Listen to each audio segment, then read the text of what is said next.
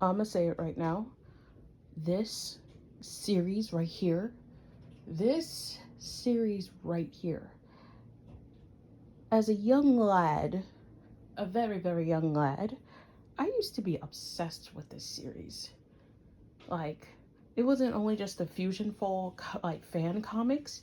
This right here was the bomb. And growing up now to an adult, I realized something. The artist was like low key kind of like sus because of the whole entire Billy and not Billy and Mandy and Grimm allegations, because Grimm is like a million or trillion years old, and Mandy was like, I don't know, like in her like 17 or 16 or probably up, but it was like a lot of allegations from the artist, and a lot of people was like, oh, this is a pedophilia ship because Mandy and Grimm got married and they had kids and all that stuff, yada yada yada. But I mean, like, I was a kid back then, so I didn't know what allegations was. I didn't know what pedophilia was. I was a kid. So when I saw this, I saw that this was the shit right here. And I used to make so much fan art of these two. Like I just I was like so invested in it.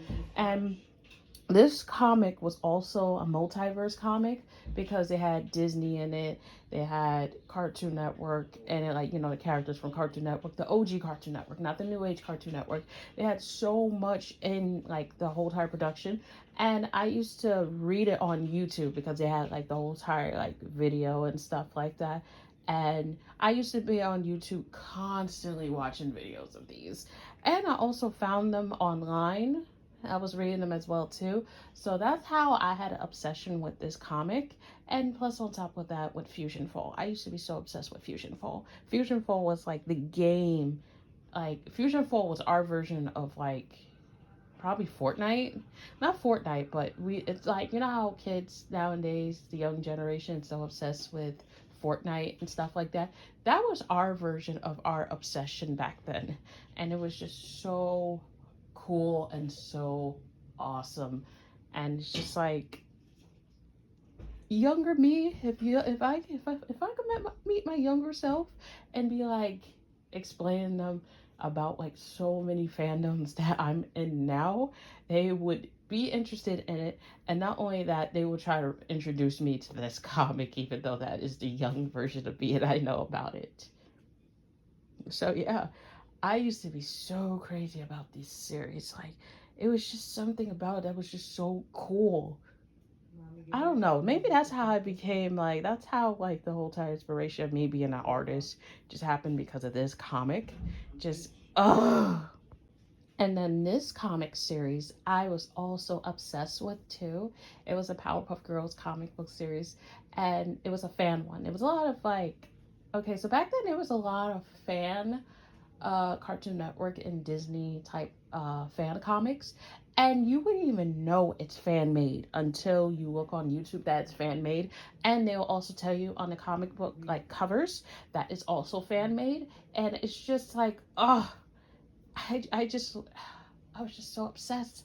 I was that one crazy kid that was just so obsessed. Like, you could not tell me like, oh, like try this other fandom that is not fan made. I did not care. I did not want to hear what anybody had to say.